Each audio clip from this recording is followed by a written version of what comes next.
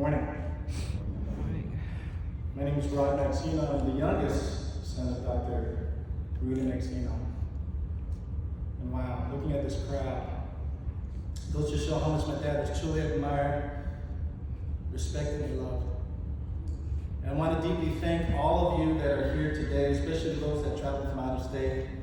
We got relatives here from Ohio, Chicago, Georgia, Nevada, and those out of the country like our cousins from Canada, to honor and celebrate the birthday of my dad in heaven. It was initially hard to put this eulogy together because how do you say goodbye? Not only to an amazing father, but to someone who has been a personal mentor, confidant, and best friend for over 50 years of my life. I was told that I had only 4 minutes to share this eulogy. But I said to myself, how do I express in 4 minutes the life of an honorable man that for 89 years showed himself to also be an amazing father figure, grandfather, husband, brother, brother-in-law, Tito, Nino, a devout parishioner, businessman, and doctor. As a father, he never told my siblings and I what to do. He just showed us what to do through his example of faith, family, humility, goodness, respect, selflessness, and love. He was well-liked and adored by many.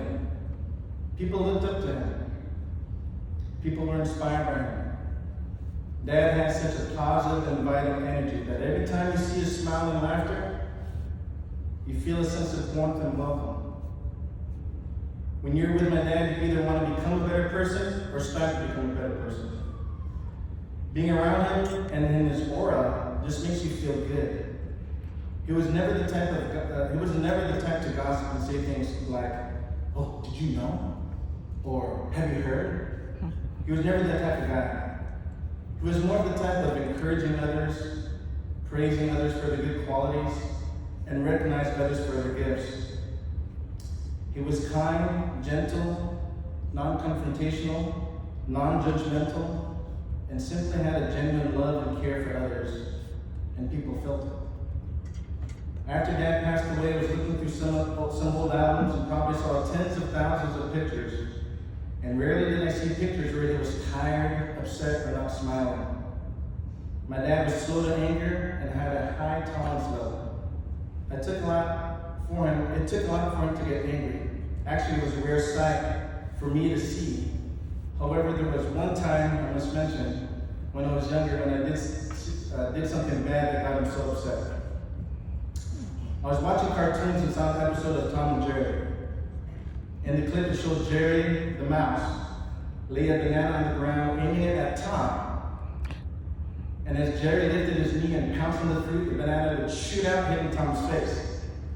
So I got inspired and excited at what I saw. So I grabbed the banana from the kitchen, went to our front yard of our house, laid the foot on the ground, and aimed it at a helpless bird on a tree, hoping that if I stepped on the banana, it would shoot out and hit the little blue jay. But although when I did so, it ended up squashing the banana like mush and made a big mess on the floor. And my dad came back home early from work and saw the mashed banana on the ground.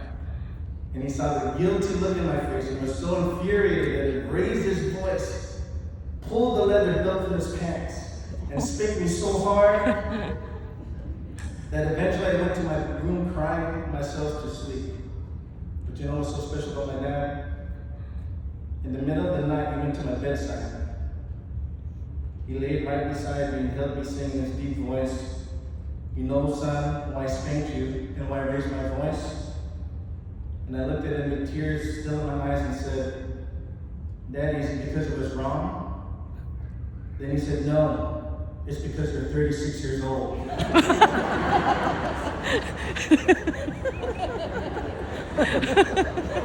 True story.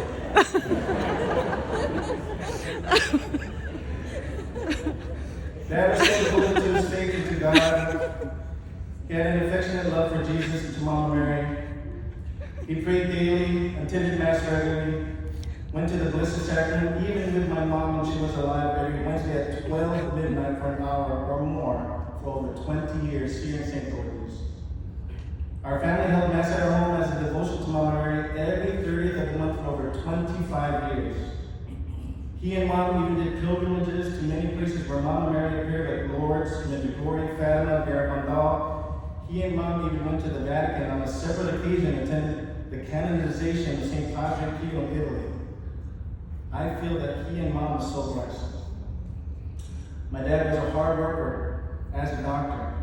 He dedicated almost 50 years to his profession before he retired at age 85. His co-workers and colleagues loved him. His patients adored him. When he would see his patients, you would think that they would be there for a quick 5-minute check-in and be gone. No, he would spend 15 or even 30 minutes with his patients just to talk to them, listen to them, and from the conversation end up becoming instead their psychiatrist or even a marriage counselor. It's funny because when patients couldn't pay for Dad's services, he would come home with either pastries, fruits, pancit, eggs, chicken, not just adobo or fried chicken, but actual chickens. Even dogs and cats and parakeets and hamsters, man, we had a whole zoo in our house. And that was their form of payment. But he really cared for people. And it wasn't about the money he made, but truly about the relationships, the care and the heart that he provided.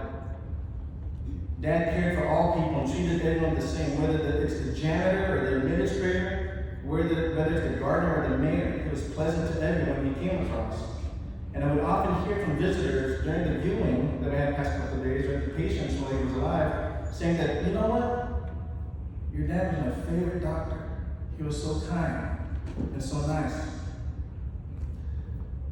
I definitely agree with those comments. Although knowing that my dad worked very hard when I was younger, there were a lot of things that he unfortunately missed out on or that he wasn't there for.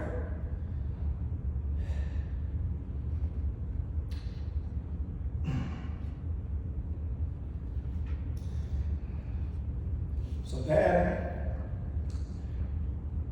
when I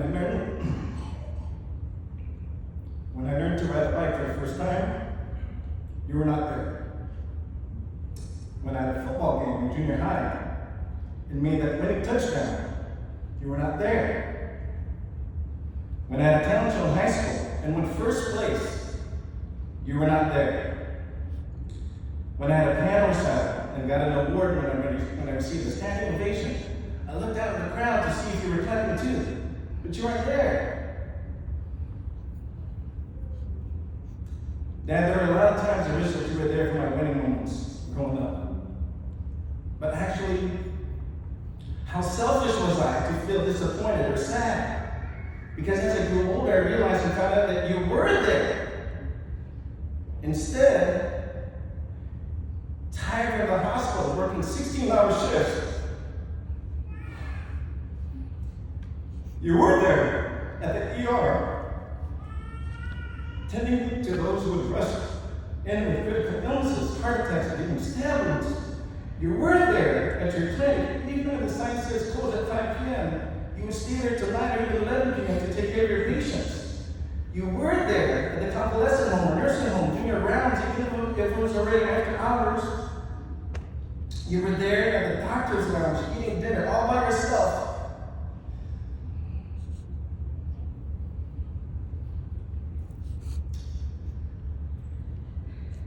Knowing that there's no family to know you. How selfish of you to think you're not there, when in fact you have always been there.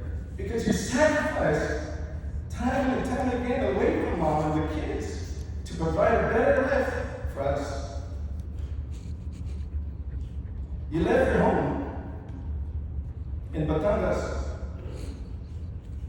for the good. And as a new graduate in medicine from UST, Romero was 1 year old.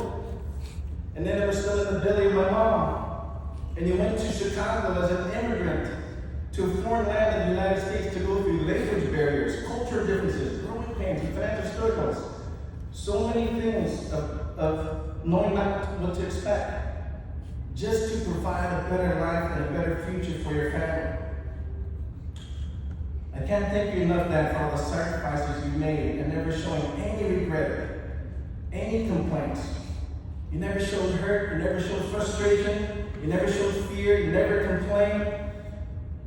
Just to make sure that Mom, Romero, Nana, and I provided we're provided for, and we're happy. When Dad passed away, he was in ICU at Cedars-Sinai. I would say he had a beautiful death because all those that surrounded his bed were all those that loved him. His wife, his sister, his children, his grandchildren. And as we were all in tears to see his last breath, I'm comforted knowing that Dad is in heaven for serving God with faith, humility, kindness, integrity, honesty, and love for 89 years. I see Dad at the gates of heaven. I see Dad at the gates of heaven with Jesus saying, "You have done well, my good and faithful servant." And as he entered through the gates of those, gates, Mom was right there with huge and open arms saying, "Daddy, what took you so long?" Dad, I will continue on the Magsino legacy of character, faith, devotion to Jesus and Mary, love for my spouse, love for my kids, laughter, kindness, being humble, respecting others, and love for family.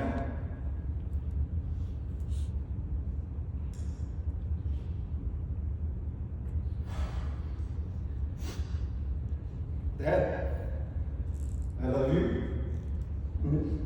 You. For her. Dad, I love you and will forever be missed. Till we meet again.